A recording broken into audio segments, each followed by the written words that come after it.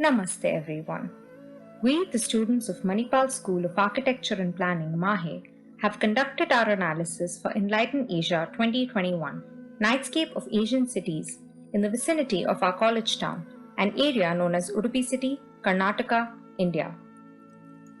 With a population of over 12 lakhs and a land area of about 68 kilometers square, Udupi city is a hub of education, culture, and tourism. Keeping this in mind, we have shortlisted 3 sites to study: Endpoint Road in Manipal, Krishna Matha Temple Square in Udupi, and Malpe Beach and Sea Walk. We aim to study the context and culture of each site and find ways to incorporate their distinct features into their lighting design. Unfortunately, due to the restrictions caused by the pandemic, we were unable to physically study the sites beyond the initial stages, so a lot of our information must be credited to the internet. The 3 sites we have picked are unique and have very different contexts, resulting in different needs. Site 1, which is the Endpoint Road in Manipal, is a major street of the town known for its residential and commercial activities. Site 2, the Krishna Matha in Udupi, is a religious area dedicated to the Hindu deity Lord Krishna and is known for its culture and heritage. Site 3, the Malpe Beach, is a port, fishing harbour and tourism spot bordering the Arabian Sea. On behalf of our team, I, Ananya, along with fellow narrators Snigdha and Rajeshwari, will be leading you through this presentation. We begin our analysis with the first site in Udupi city, which is the Endpoint Road in Manipal. Presented here are the team members that have actively worked on the first site.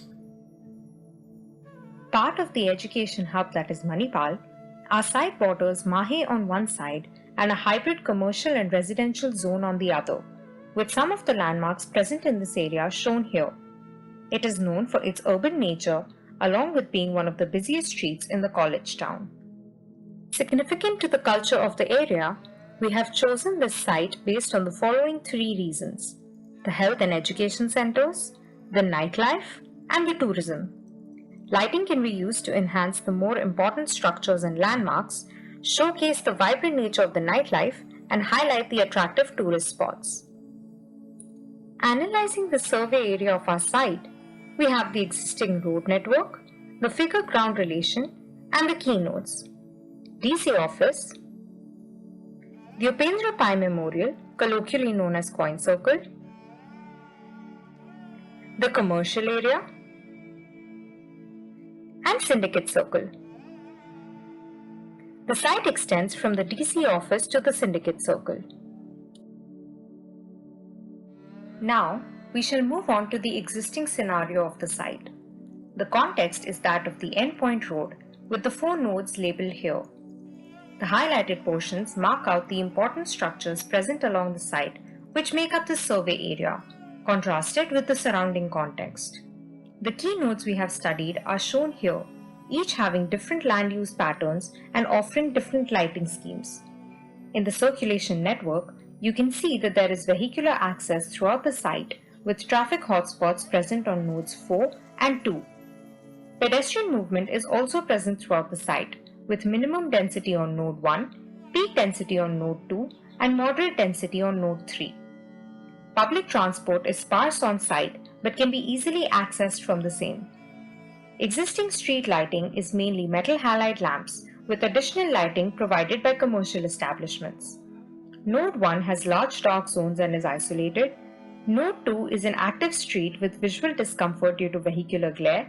Node 3 has adequate visual scope despite the presence of dark zones. And Node 4 is a traffic junction with adequate but reduced visual scope. Now, we move on to the heroes of this site. Our first hero is the emphasis of key urban elements with the use of lighting on nodes 2 and 3. The highlighted areas are a vibrant and important part of the identity of Manipal city. They act as landmarks, each with different lighting schemes consisting mainly of spot and accent lighting, which enhance the overall legibility of the town. These qualities give the site value and account for their continued usage and depth of collective urban life. Our second hero, which is prevalent throughout the site, is the compliance of the existing street lighting with the lighting code standards.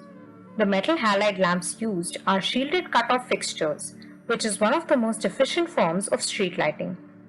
These are aligned along a landscaped median, hence naturally guiding the vehicular circulation. Our third hero, emphasized on nodes 2 and 3, is the dynamic lighting created by the mixed land use structures present on site. The residential buildings do not impart additional urban lighting, whereas commercial establishments assist in street illumination. This light impacts the orientation, use, safety, and visual quality of the space after dark. The sections used highlight how the varied land use patterns impact the lighting. Now, we shall discuss the villains of this site. Our first villain, present mostly on nodes 1, 3, and 4, is the absence of relevant architectural lighting design. Lighting fails to accentuate the urban details of the built and unbuilt spaces, which leads to a lack of vibrancy in the design. Nighttime usability and livability of the urban spaces are not enhanced by way of the lighting design due to this failure of identifying the relationship between the spaces and human behavior. The second villain, mostly present on nodes 3 and 4, is the failure of the lighting design to complement the cultural character of the town. The local character of the neighborhood is not reflected through innovative patterns of illumination and lighting schemes in either the building facades or the street lighting, which is disappointing when considering the rich heritage and culture of Manipal. It fails to establish an urban identity by way of emphasizing perceptible characteristics and enhancing imageability of the town. The third and final villain, present throughout the site, is the failure of the lighting to support pedestrian navigation. There is a distinct lack of illumination at the crosswalks and pedestrian pathways, and the absence of signages and demarcated pathways together hinder the navigation ability of pedestrians and creates dangerous streets for them. After conducting our analysis of the site, we have reached the conclusion that there are a few elements that cannot be classified as heroes or villains alone due to their complexity and multifaceted presence. First of this category is the light spill from storefronts, present on nodes 2, 3, and 4. These public storefronts act as an additional source of street lighting in the form of accent and spot lighting, recessed fixtures, flood lighting, and LED billboards, which allow after-dark activities and extend the use of open spaces.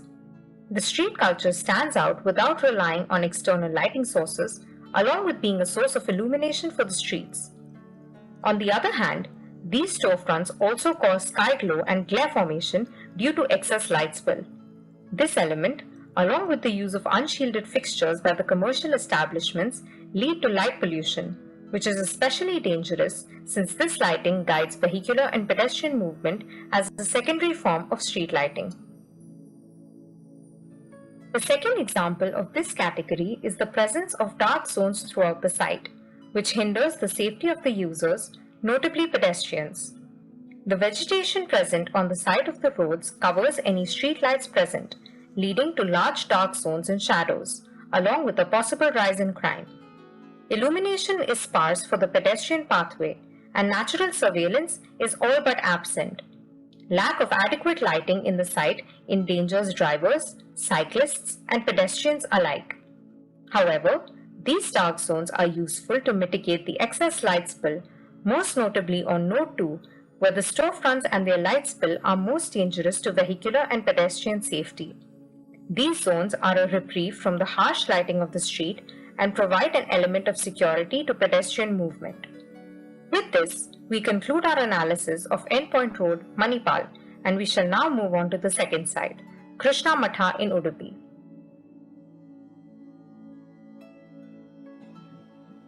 Moving on to the lighting analysis of Site 2, the Udupi Sri Krishna Matha.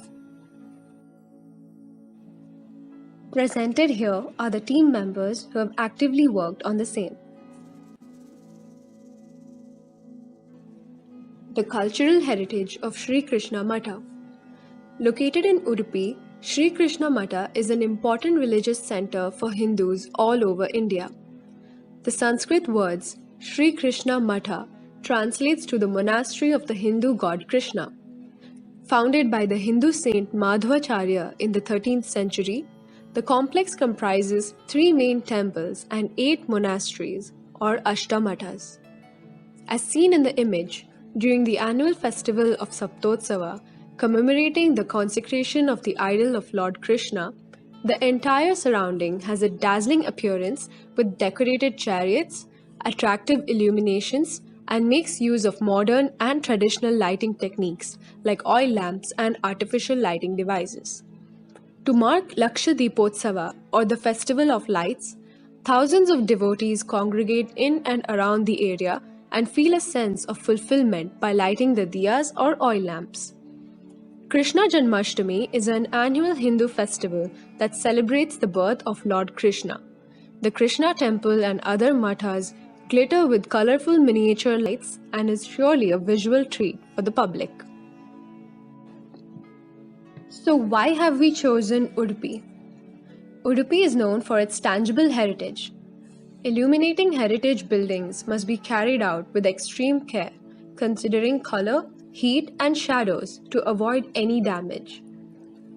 Artificial lighting recreates the splendor of heritage structures and upgrades them into nighttime tourist attractions, providing visitors with a welcoming and secure ambience. Vibrancy in lighting design is essential to add to the overall value and emotion of the high-spirited culture of Udupi. Here, we have mapped the existing scenario of the temple site that we have taken into consideration. Since our site area is quite large, we have divided the areas into 3 zones for ease of reference. The spaces and heritage structures are oriented around the car street, also known as the Ratha Bidi, which is the central circulation area. Around the same are the ancillary roads, serving as commercial zones banked with small stores on the sides. These narrow alleys rely on shopfront lighting for visibility after nightfall. The gateways to the complex restrict vehicular movement, and the floodlights illuminate large spaces for activity and pedestrian circulation in the Ratha Bidi. The role of light in our culture. As the ancient Sanskrit prayer goes, Tamasoma Jyotirgamaya, meaning, may the light of knowledge remove the darkness of ignorance and lead us from darkness to light. Light plays an important role in our culture and is an essential part of Hindu festivals. During festivals such as Deepotsava, the temple complexes are lit with thousands of diyas or oil lamps, which are essential in Hinduism because it signifies purity, good luck, and power. Artificial lighting ranging from 2000 to 4000 Kelvin is ideal for the temple complex as it emulates the warmth of a fire and adheres to the religious context. The Udupi town has developed around the temple complex over the years. As shown below, the intensity of light pollution is comparatively high in the Matha area. As a control measure, the capping of lighting fixtures can be done to avoid trespassing of light. Coming to the heroes observed on site. The first hero observed is the compelling historical and cultural narrative offered by the space. The intangible quality of light accentuates the features of built-up and non-built-up elements and the overall aura of the space. On the right, we see the spaces lit up progressively as night falls with a dip in lux levels. As seen in the photograph, the absence of daylight and only artificial lighting records a relatively lower lux value. Some of the lighting fixtures used have also been mentioned. Coming to Hero 2. Darkness and shadows play a significant role in emphasizing prime spaces, such as the entrances for the temples and the congregation zones. In the photographs, we see the view of the Ananteshwar temple entrance in the presence and absence of daylight. In Hero 3, the infusion of temple style of architecture with the authentic South Carnatic tile sloping roofs in the shop fronts provides opportunities for integrating lighting fixtures with the architectural elements. As seen in this section, the play of heights or lighting levels also creates opportunities for better lighting placements and resultantly better spatial lighting effects. On the right, we see that the strategically placed accent lighting enhances specific architectural details of the temple facade after nightfall and prevents light from escaping onto other surfaces and overly brightening the outdoor lighting scheme, and doesn't add to the area's overall lux. In Hero 4, the pedestrian-centric design with restricted vehicular access helps to reduce the number of street lamps and the intensity of light needed within the site.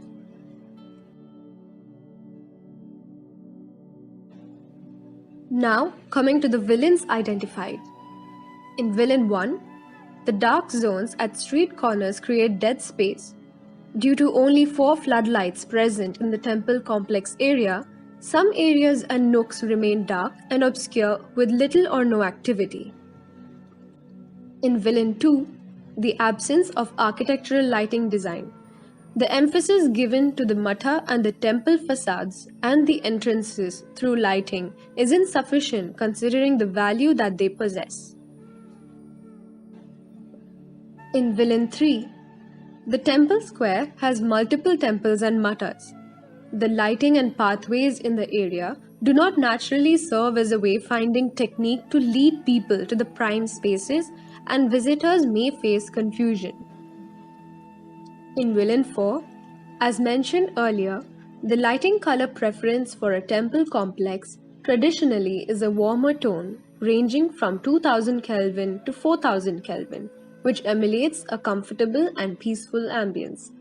But the usage of bright, cool white floodlighting provided at the corners of Carr Street, even though helpful for wide illumination, disrupts the feeling of warmth and comfort within the space and does not adhere to the cultural and historical context of the temple complex. Some aspects on site act as both heroes and villains, as per their context. User activities and street culture at night stand out on their own instead of relying on external street lighting sources, making it more energy efficient. At the same time, the streets in and around the temple area lack street lighting and rely more or less on the storefront lighting itself for illumination. But as these sources of light are unregulated, unsuitable lighting conditions may occur. Considering both these contexts, this aspect can act as both a hero and a villain. From the earlier discussion, we determined that the site relies on storefront lighting, cutting off the dependency on conventional streetlights. This practice is sustainable and efficient, but due to some alleys and streets not having enough storefront lighting and no streetlights as well, the required illumination may not be achieved, hence being both a positive and a negative. With this, we conclude the analysis of the Krishna Mata temple site. Next, we will be moving on to our third site, the lighting analysis of Malpe beach.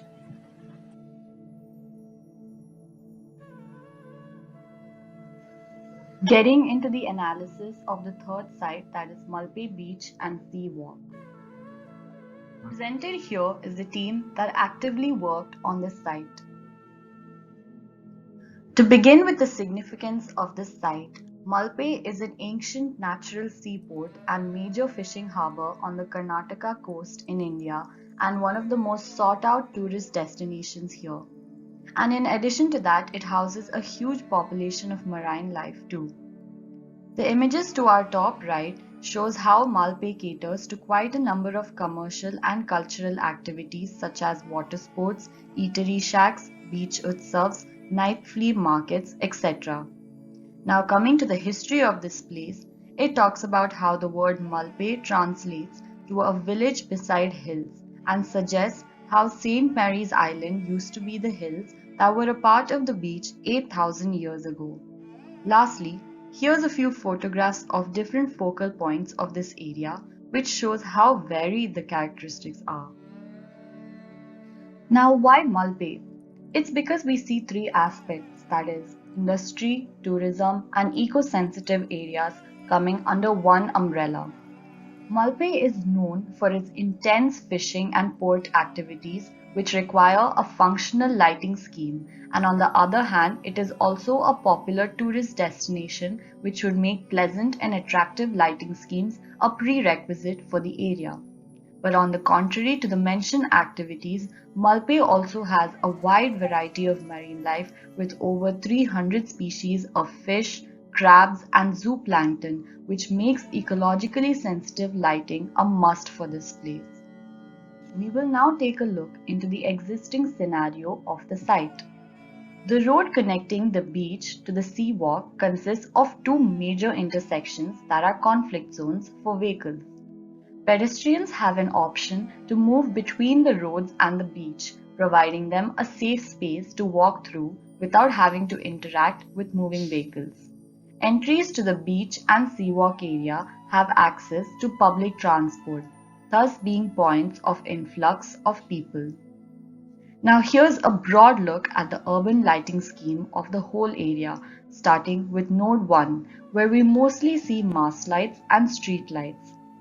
In the second node, we have an array of street lights throughout the road. Further, at node 3, we see a variety of outdoor lighting schemes that are both functional and aesthetic due to the park and dock area. The final node is the sea walk, which again has an array of lampposts. Now we shall look at a couple of heroes that were identified in this site. This image is from our first node, and as we mentioned earlier, it has quite a number of commercial activities. The lights at these shops are turned on by 6 p.m. daily and serve as a main source of illuminance along with an array of streetlights opposite to it, providing a sufficient amount of illumination during the peak hours of footfall after dusk. Additionally, these shops are at a distance and height away from the sea surface, making it safe for the sea animals. Since it is always hustling and well lit, it feels secure for people too. To explain the second hero, we take an example of the lighting scheme at the first node. Since this area is bustling with commercial and industrial activities, adequate task lighting is extremely important to guide vehicles along the path without affecting people. The existing lighting seen here satisfies these lighting standards. The mast light provides illumination to assist industry vehicles, light up the conflict zone nearby, and help people navigate through the beach. The pedestrian lights achieve the same by maintaining a proportionate scale with respect to the people and adequate lux levels of 5 to 10 lux. The entire site follows this and has standard lux levels at all points. Our next hero is from Node 3, which is one of the main activity zones in our site. Here, the lighting generates a sense of motion awareness as it helps with wayfinding at the park. In addition to that, most of the lights in the park are low-lying, which is why there isn't any light spill towards the sky, thus providing to be a sensible way of lighting. We know how culture is an integral aspect to personify a place, and likewise to bring in an essence of that, monuments and statues in public places are the best way to do so. We can see how this whole site has a number of statues and monuments spread out around it, thus bringing in a factor of singularity and a common identity. With monuments, lighting comes to play an important factor, and this provides us with an opportunity to explore the subject. Moving on to the villains that we've identified, the first that we'd like to take a look at is the beach, that is the first node where lights used in the activity areas such as for games makes use of random bright lights by the owners which gets reflected directly on the beach surface, disrupting the marine life. It confuses the zooplankton and phytoplankton, making them go deep underwater and allowing algae to settle at the surface, thus polluting the sea. The next villain is how dark spots and glare generated at different zones in the site makes it unsafe and unpleasant for users. While the lighting follows standard lux levels, the luminaries used are inappropriate to the sea, causing light spill. This, along with the awkward positioning of lights, creates dangerous dark spots as well, reducing the overall visual scope of the area. Even though we have divided the site into different nodes, it doesn't take away the fact of it being one whole site. However, we could observe a discontinuity in the lighting scheme across the site. As you can see from the images, all these parts of the site are in close proximity but do not have a common identity. The connection or the clarity of joints between these nodes have not been achieved with the lighting, making it difficult for the user to identify these areas as one. The final villain is perhaps the most important villain of this site. The images here suggest how user behavior and activities have not been studied well before finalizing the luminaries. For example, the light used near Gandhi statue only lights up one part of it, leaving the rest as a dark spot, which is uncomfortable for people using it as a pause point. The lamp over the slide is spilling light and creating shadows in the play area, which is unsafe for children playing there after 6:45 p.m. The parking lot also has one mask light directing people in and out of the sea walk, an activity which has the potential to be influenced by the lighting design. This displays how lighting schemes that do not consider user behavior and activities prove to be inadequate and doesn't serve the purpose of urban lighting. With this, we conclude our analysis of Malpe. To conclude our study of the three sites, we would like to say that though all three sites are close in vicinity, it is evident that we need to be contextually and culturally sensitive and make each proposal authentic to its location. We cannot end this presentation without mentioning our gratitude to the lighting experts and the MSAP faculty coordinators who helped us through our analysis for their guidance, insights, and patience. Thank you.